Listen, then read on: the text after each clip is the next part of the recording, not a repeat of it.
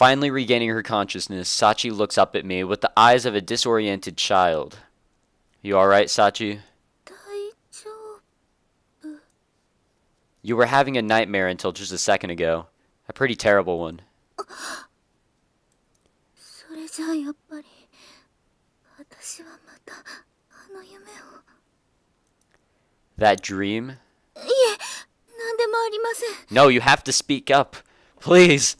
それよりゆうくんにお見苦しいところをお見せしてしまいました。小峰幸一生の不覚です。 When I try to prod the conversation forward, Sachi avoids the subject with a forced attempt at humor. というわけでちょっと顔を洗いに。 Hold it, Sachi. I reach out and catch Sachi's arm as she tries to flee. What's torturing you like this? 苦しめられているなんて大げさです。またちょっと怖い夢を見ただけですから。 The girl's doing her best to put up a tough front, but she's still too visibly shaken for it to be halfway convincing. That's a lie. The way you were screaming just now, that wasn't just a bad dream. I'm thinking it was a PTSD attack. You going to tell me I'm wrong? That's right. Yuuji doesn't actually know that she has PTSD. I kind of forgot about that, actually. I literally forgot that, yes, she was diagnosed with that. やっぱりゆうくんに隠し事はできませんね。 Mumbling resigned words in a wry tone of voice, Sachi turns back to face me, then slowly lowers herself to a sitting position on my bed. In other words, I was on the money. はい。私の場合は過去を追体験するフラッシュバックという症例に該当するそうです。初めてお医者さんに見てもらった時、そう言われました。 I see. This is one of those times where being right isn't particularly pleasant. I've been so damn pleased with myself for saving Sachi. Self-centered as it might be, this feels like some cosmic slap to the face. Like someone's telling me you haven't saved anyone yet. There's a sharp, bitter stab of pain somewhere deep in my chest. すみません。私、ゆうくんに嘘をついてしまいましたね。 No, you don't have to apologize for that. I understand that she couldn't bring herself to volunteer the truth out of concern for me. To criticize her for that, you'd have to be an oblivious asshole or genuine sadist. But I do want to know what's making you suffer like this. それは。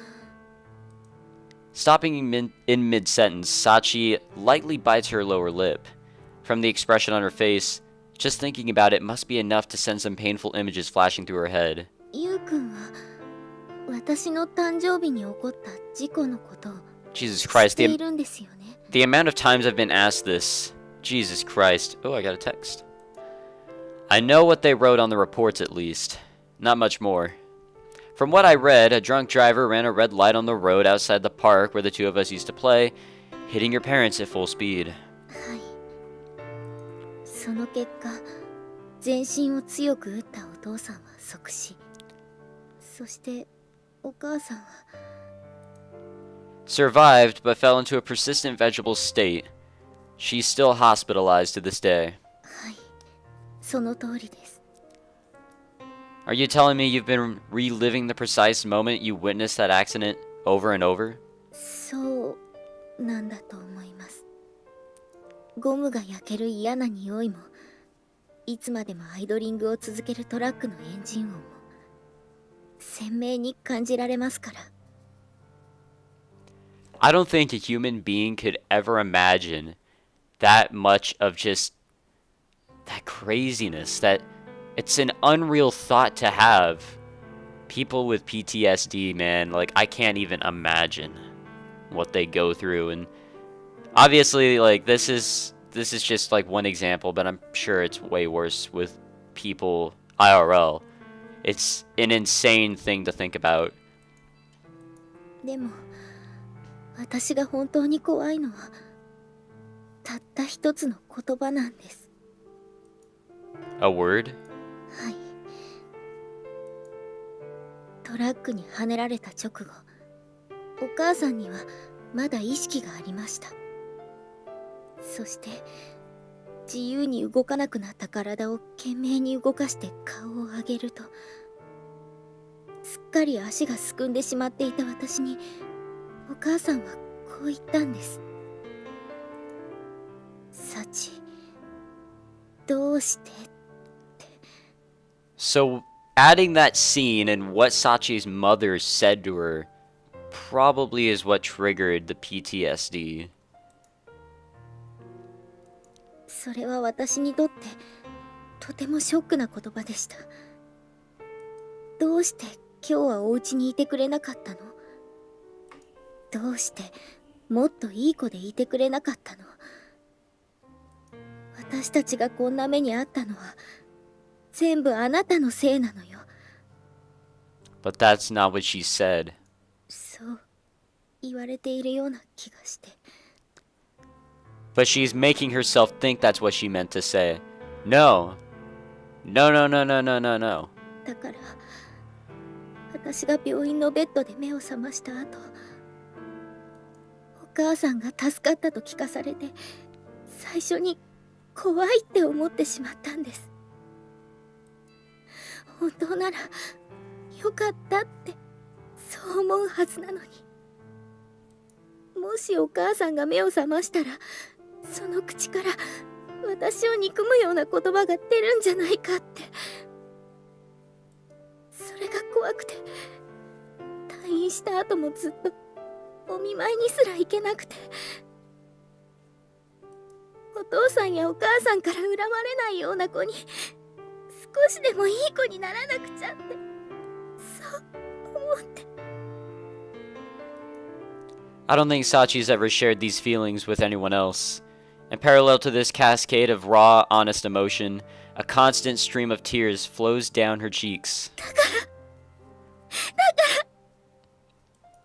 That's enough.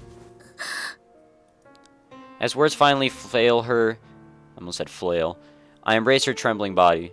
I'm sorry for making you talk about something you didn't want to remember. いえ、私の方こそすみません。で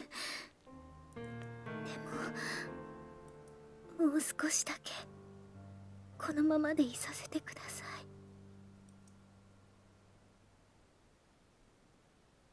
Well, that was a すみ change. ません。もう大丈夫です。 What, did we stand here for hours like that? A little after the sun begins to peak above the horizon, Sachi lifts her face from my chest and smiles at me. You're not lying this time, are you? はい。ゆうくんから元気をもらいましたから。 Alright. Determining that her smile isn't artificially plastered on her face, I slowly release Sachi's body. Sorry, I said realize. ゆうくんに頭を撫でてもらえると嬉しくなりますが、抱きしめられるとゆうくんのことがもっと好きになってしまうんですね。 This blatant attempt at flattery isn't going to earn you any head petting. 頭を撫でてもらい損なったのは残念ですが、お世辞じゃありません。まごうことなき真実です。 That effect? はい。 Feeling the warmth of the person you love is a comfortable, calming thing, enough to make you want to forget all the rest. That said, I can't just let the discussion from before drop. I hesitate awkwardly, unsure how to proceed, but after a moment of silence, Sachi resolves my dilemma by speaking first. きっとあの夢は私への罰なんです。 Punishment? はい。仕事が忙しくなってからお父さんとお母さんが私に冷たくなったことはお話ししたと思いますが、事故が起こったあの日、お父さんとお母さんはそれまでが嘘のように優しかったんです。 Affectionate, huh? はい。あの日私が目を覚ますと、いつも聞こえてきていた機械の音がしないことに気づいたんです。それが気になってリビングに顔を出すと、お父さんとお母さんが並んでテーブルに座っていました。そして今日はサチの誕生日だからみんなでお祝いしようと。私はその言葉に驚きました。どうして急に二人が優しくなったんだろう。これは夢だろうかって。でもすぐにそれが現実だということに気づきました。そしたら急に腹立たしくなってきたんです。今までどんなに私が頑張っても振り向いてくれなかったのに、それなのに誕生日の日だけ優しくするなんて、そんなの都合が良すぎる。そう思った私はすぐに家を飛び出しました。そして私はゆうくんとの待ち合わせ場所だった公園に向かい、夕方になっても家に戻らない私を心配して探しに来たお父さんとお母さんは。 I see. That explains how Sachi convinced herself the accident was her fault. だから私がどんなに後悔しても、どれだけいい子でいようとしても、あの日に事故が起こったという事実は消えません。そしてそれはどうしようもないくらいに子供だった自分のせい。あの日の事故は私が二人の言うことを聞いていれば起こることのないものだったんです。だからきっとその原因を作った私のことをお父さんとお母さんは恨んでいる。そう思っている限り、私はあの日の夢を見続けるんだと思います。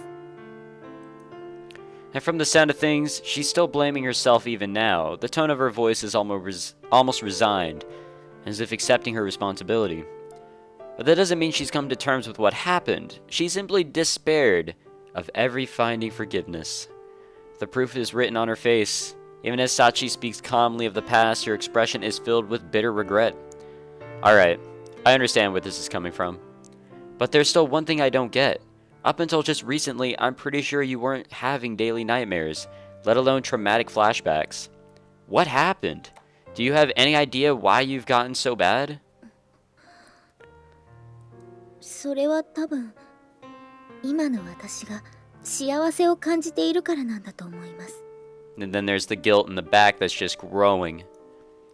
私がフラッシュバックに悩まされていたのは事故の直後がほとんどで、いい子でいようと決めた後はフラッシュバックも悪夢を見る回数も徐々に減ってきていたんです。でもこの学園でゆうくんと再会してから、自分の間違いに気づいて大切な人と一緒にいられるという幸せな時間を実感するようになってから、またあの日の夢を見るようになった。だとしたらお父さんとお母さんが私のことを怒っているのかもしれません。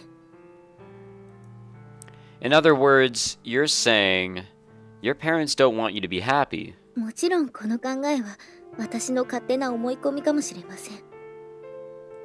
でも自分たちはこんなに苦しんでいるのに、どうしてお前だけが笑っているんだ。自分のわがままで家族の幸せを壊した張本人が幸せになっていいのか。あの日のことを忘れるな。そう言われているような気がするんです。Alright, I understand. I committed the sin of disobedience. My selfishness led directly to that accident. Of course, my parents would resent my happiness. Her father's dead, her mother's still asleep in a hospital bed. They can neither confirm nor deny that belief, let alone offer Sachi their forgiveness. With no possibility of resolution, your sense of sin swells grotesquely inside you like an ugly black tumor. I really do understand. The circumstances were very different, but I carry similar feelings about the deaths of my own parents. Unless you know a way to turn back time, the debts you owe the dead can never truly be repaid. They can never accept your apologies or excuses. Sachi too realized that harsh truth. Desperate to escape the torture of her flashbacks, she reduced herself to a shell of a human being. Numbing her own feelings, she overwrote her identity with that of the good girl. And it worked. The nightmares left her. But thanks to my meddling, Sachi's returned to normality. Once again, she's defenseless against her dreams. It makes sense. There are two specific elements that contribute to these awful nightmares. First, Sachi never had the chance to hear her parents' explanation of their cold behavior, and second, she continues to believe, on some half-rational level, that the accident was her fault. Her guilt and fear of her parents' hatred feed off of her happiness. In other words, if she wants to stop seeing those nightmares, she has to stop being happy. Sachi seems to have half convinced herself that suffering like this is just the price she has to pay. But I'm not enough of a masochist to accept that. I'm not about to put up with the girl I love being miserable.